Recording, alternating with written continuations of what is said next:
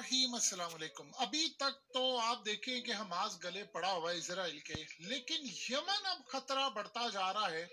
Yemen की जानिब से उनकी मिलिट्री के तर्जुमान यहया ने ऐलान किया है कि कोई दिन हमने इसराइल को चैन से नहीं बैठने देना।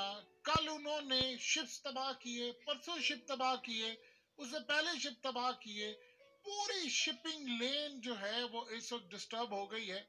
और अब उन्होंने ऐलान किया है कि इसराइल के खिलाफ यमन की एयरफोर्स ने बहुत बड़ा हमला किया है। और हमला उन्होंने कहा है कि हमने उमे अल रशरश एरिया में किया है। ये कौन सा एरिया है? ये असल में आज का इलाक है। जब 1948 में जंग हुई थी तो इसराइल ने इस इलाके को फतह कर लिया था। अरबों के साथ जो जंग हुई थी उस वक्त आप जानते हैं कि इसराइल के अंदर भी जंग हुई थी फलस्तीनियों के साथ, तो उन्होंने इस इलाके को फतह कर लिया था। आप इसकी अहमियत का अंदाजा ये लगा सकते हैं कि ये इतना ज्यादा अहम इलाका है कि यहाँ पर उन्होंने कहा है कि हमने इनकी सेंसिटिव इंस्टॉलेशन पर ड्रोन्स मारे हैं। और बहुत बड़ी तादाद के अंदर उन्होंने कहा कि हमने इतने ज्यादा ड्रोन्स भेजे हैं कि सीधा जाकर हिट किए। अब आप ये सोचे कि ये उन्होंने कहा है कि हम छोड़ेंगे नहीं। अब सोचे ये जो यहाँ पर सेंसिटिव इंस्टॉलेशन है वो क्या है? यहाँ पर जो सेंसिटिव इंस्टॉलेशन है वो है जी मिलिट्री बेसिस, इनकी कम्युनिकेशन सेंटर्स है इनके यहाँ पर। उसके अलावा पावर प्लांट्स हैं। और दूसरा इनका जो क्रिटिकल जो इंफ्रास्ट्रक्चर होता है जो उनकी सिक्योरिटी के लिए होता है जिसको वो नाम नहीं लेते, ये जाकर पूरे के पूरे ड्रोन्स वहां पर हिट किए हैं। और इसकी वजह से डिसरप्ट हो गया है इस वक्त मिलिट्री ऑपरेशन। और वहां पर इनके तमाम जो ऑपरेशन है उनमें खलल पैदा हो गया है। और उससे भी बड़ी बात जिसने इसराइल को इतना खौफ ज़दा कर दिया है, ये बात इसराइल को शायद अब हजम नहीं हो पा रही कि कोई सायरन ही नहीं बजा। सबसे बड़ी बात है सायरन नहीं बजा, इंटरसेप्शन नहीं हुआ। इसका क्या मतलब है?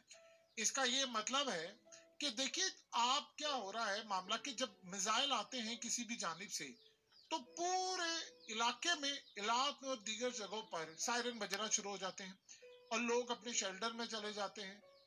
और उसके बाद क्या होता है, फिर आप देखते हैं कि आयरन डोम जाता है और वो इनके मिसाइलों को हिट करता है। इन दफा सूरत हाल ये है कि जो सायरन है वो बजे ही नहीं। सायरन तब बजते हैं कि जब आयरन डोम या वहां पर जो उनका पूरा सिस्टम है वो उसको डिटेक्ट करता है। जब आपने डिटेक्ट ही नहीं किया, आपको पता ही नहीं है, तो वहां से ड्रोन्स आ गए और उन्होंने आकर इनकी इंस्टॉलेशन को उड़ा दिया और हमला कर दिया। जब उन्होंने वहां पर उड़ा दिया तो ना वो इंटरसेप्ट कर सके, रोक ही नहीं पाए। उधर से मिसाइल आ रहे हैं या ड्रोन्स आ रहे हैं, कोई भी चीज आ रही है उसको रोकना होता है। अब इस सूरत हाल में ऐसा लग रहा है कि आयरन डोम जवाब दे गया है या फिर ये ड्रोन ऐसी टेक्नोलॉजी के साथ आ रहे हैं। ऐसा लग रहा है कि अब शायद यमन बढ़कर पूरी तरह उस टेक्नोलॉजी का मुजाहरा कर रहा है जो टेक्नोलॉजी चाइना ने ईरान को दी है या रूस ने ईरान को दिया और ईरान ने आगे इनको दी है। इसका ये मतलब है चाहे वो अमेरिका की सुपर पावर हो, चाहे वो बर्तानिया न्यूक्लियर हो, चाहे वो फ्रांस हो न्यूक्लियर हो, या इसराइल न्यूक्लियर हो, अमेरिका हो, दुनिया की कोई ताकत हो या नेटो के रुकन, शायद वो यमन का भी मुकाबला नहीं कर सकते। ये वैसे बड़ी हैरान कुन बात है कि यमन इतनी ताकत बनकर उभरेगा, ये कभी किसी ने सोचा नहीं था। देखिए चाइना को शुक्रिया कहना चाहिए कि उन्होंने पूरे खित्ते के अंदर अमेरिका की उजारादारी का जनाजा निकाल दिया। अब सोचे जरा ये जो एरिया है जिसको ये उमे रश रश एरिया जो कहते हैं, ये सबसे ज्यादा इसकी अहमियत इतनी ज्यादा है कि इस वक्त आप सोचें कि अगर इन्होंने टेक्नोलॉजी का इस्तेमाल किया है तो यहाँ पर तो बहुत ज्यादा अहम चीज है कि अगर वो डिटेक्ट ही नहीं कर पा रहे, आपको पता ही नहीं चल पा रहा, आप अलार्म ही नहीं बज रहे आपके कि भाई आप सोचे अगर किसी जगह पर सेंसिटिव इंस्टॉलेशन में चोर घुस जाए और पता ही ये चले कि जी आपके अलार्म नकारा हो गया, फिर क्या करेंगे? इसी तरह इनके मिसाइल आ रहे हैं, इनके ड्रोन्स आ रहे हैं और उन्होंने आकर हिट किया। वो नुकसान कितना हमें कुछ नहीं कह सकते। आप सिर्फ एक मिनट के लिए इस तस्वीर को देखें।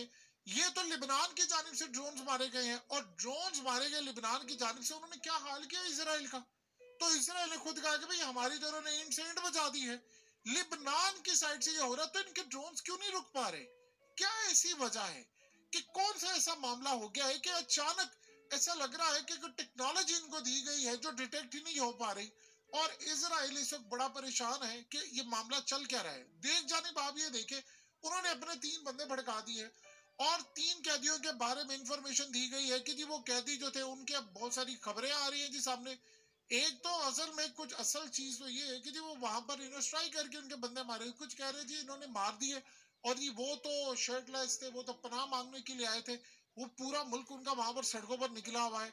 और आप ये देखिए कि वो क्या कह रहे हैं, वो कह रहे हैं जंगबंदी करें, लेकिन अगर हम इलाद की बात करें, ये जो ड्रोन्स मारे हैं, देखिए ये साउदर्न टिप है इसराइल का, ये बड़ी खास एरिया है, ये इनके इसराइल की सिर्फ एक ही एक्सेस जो ये रेड सी की जानिब होती है, ये जहां ईमन से सारा जिंदाबाद, शिपिंग ईमन और ये सारा जिंदाबाद, कुछ आ रहा है, उसको जो एक्सेस लगती है वो इलाद को लगती है, इलाद ईमन पोर्ट से हूसी लगती है। जिंदाबाद। यानी आप अंदाजा कर लें कि अगर आपने इलाद के ऊपर हमला किया है तो ये इलाका इतना अहमियत का हामिल है कि सिर्फ यहां से आप रेड सी तक जा सकते हैं, और रेड सी पर ही सारी सूरत हाल इस वक्त चल रही है, शिपिंग का आना जाना ये वो।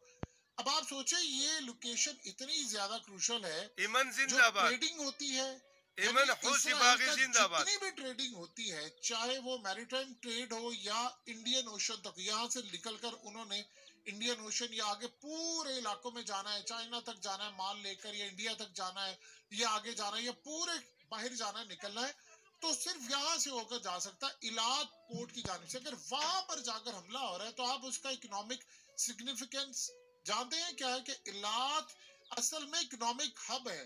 देखिए आज के दौर के अंदर अगर हम पाकिस्तान की हालत देखें तो पाकिस्तान की हालत क्यों बुरी है, हमारी इकोनॉमी कोलैप्स कर रही है, पूरी तरह क्रैश हो रही है।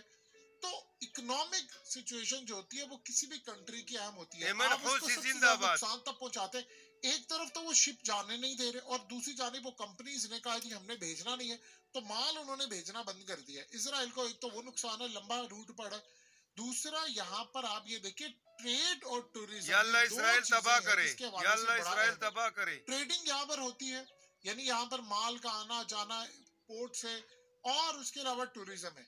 अब आप ये सोचे हैं कि ये जो पोर्ट है इलात, ये असल में इसराइल ने जो ट्रेड करनी होती है